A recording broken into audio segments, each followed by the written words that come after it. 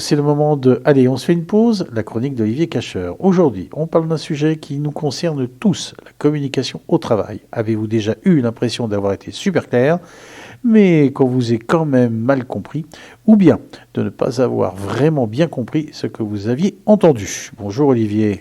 Bonjour Gilles. Alors Olivier, ce matin, tu nous proposes un petit kit de survie pour améliorer tout ça. 5 facteurs d'une communication efficace.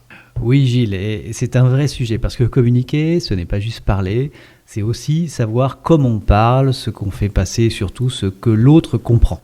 Oui, parce que entre ce qu'on dit, ce que l'autre entend, ce qu'il comprend et ce qu'il retient, il y a parfois un grand écart. Tu veux dire qu'on pense transmettre 100% de l'info et en fait, c'est pas du tout ça? Exactement. Les études montrent que sur 100% d'un message que l'on transmet, notre interlocuteur en entend environ 80%. Il en comprend vraiment 40% environ et il est capable d'en restituer à peu près 20%. Voilà.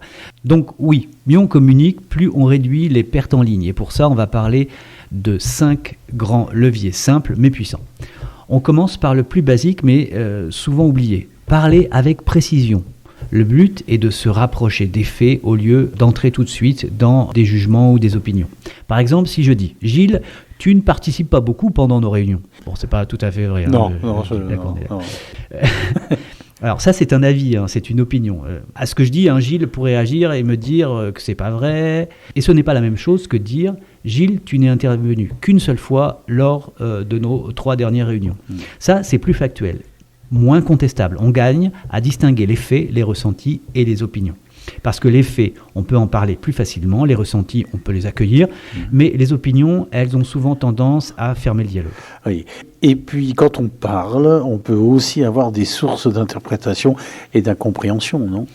Et oui, bien sûr, il y a ce qu'on appelle l'iceberg sémantique. Quand on parle, on pense que les mots veulent dire la même chose pour tout le monde. Et ce n'est pas le cas. La partie émergée de l'iceberg, c'est le sens commun et partagé, celui que on croit évident. Mais dessous, il y a une masse invisible. Notre histoire, nos expériences, nos croyances, nos associations personnelles. Par exemple, si je dis « c'est urgent », moi je pense peut-être « dans l'heure ». Et toi, tu entends « d'ici la fin de la journée ».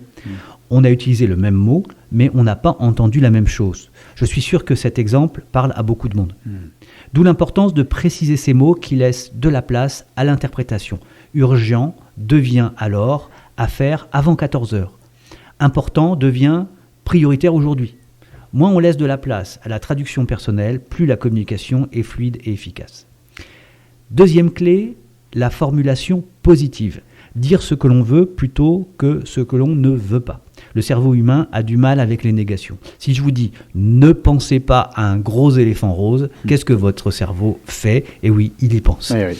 Ou par exemple, ne communiquez pas ce document. Ce que le cerveau entend, c'est communiquer ce document. Il vaut mieux dire « merci de garder la confidentialité de ce document ». Formuler grammaticalement positivement, c'est éviter les malentendus et les frustrations. Mais 2 personnes qui communiquent n'utilisent pas que des mots, n'est-ce pas Olivier? Oui, et beaucoup plus qu'on ne le croit souvent. C'est notre 3e facteur. Soigner son langage non verbal, à savoir tout ce que notre corps dit pendant qu'on parle. Et là, pas de miracle, entre 70 et 90% de la communication est non verbale. Regard, posture, ton de voix, silence, respiration. Si je dis « alors je suis absolument ravi de cette décision », sur ce ton-là, avec les bras croisés, le regard fuyant, devinez quoi? On ne me croit pas, car les autres auront tendance à se fier à mes expressions non verbales. Ils savent que mon corps a plutôt une expression spontanée, donc plus fiable. Être congruent, c'est-à-dire aligner ce qu'on dit et ce que l'on montre, c'est gagner en impact et en clarté. La 4e clé, c'est prendre en compte les émotions, ne pas faire comme si les émotions n'existaient pas. Elles influencent ce qu'on dit, ce qu'on entend et ce qu'on interprète. Un mail neutre peut être tout à fait perçu comme agressif si on le lit avec une colère ou une crainte qu'on avait déjà en soi. Mais attention, on peut tout à fait parler de ses émotions dans le travail, mais pas avec ses émotions. C'est la nuance entre dire « je suis agacé par cette situation » et exploser en disant « c'est n'importe quoi, je commence vraiment à en avoir marre ». Voilà, c'est vraiment une différence entre les deux. Et enfin, la reine des compétences relationnelles, l'écoute. Savoir recevoir et vérifier. D'abord montrer des signaux d'écoute par le regard, par des hochements de tête, des Oui, et c'est ça, exactement, Gilles, comme tu viens de faire.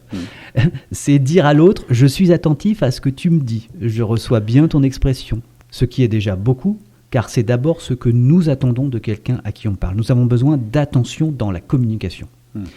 Mais attention, écouter, ce n'est pas juste se taire en attendant de répondre, c'est vraiment chercher à comprendre et reformuler ce qu'on a compris. Par exemple, si je réponds, si je comprends bien, tu me dis que ce nouveau process te fait perdre du temps, c'est bien ça?